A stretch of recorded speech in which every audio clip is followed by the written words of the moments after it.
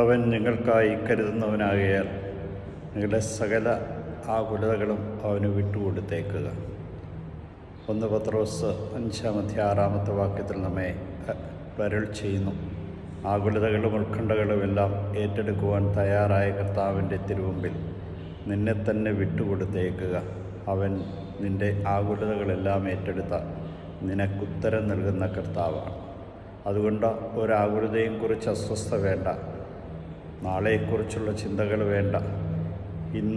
ഇന്നിൻ്റേതായ വഴികളും നാളേക്ക് നാളേതിൻ്റേതുമാണ്. അതുകൊണ്ട് നീ നിന്നെ തന്നെ അവിടത്തേക്ക് സമർപ്പിച്ചുകൊണ്ട് അവൻ്റെ വഴികളിലൂടെ നടന്നാൽ മാത്രം മതിയാകും. അതുകൊണ്ട് നീ അറിയാതെ നിൻ്റെ തലയിലെ ഒരു തലമുടി പോലും താഴെ വീഴുന്നില്ല എന്ന് കർത്താവ് പറയുന്നുണ്ട്. അവിടെ നിറഞ്ഞുകൊണ്ടാണ് എല്ലാം സംഭവിക്കുന്നത്. അതുകൊണ്ട് സർവ്വതും അവിടത്തേക്ക് വിട്ടുകൊടുക്കാം.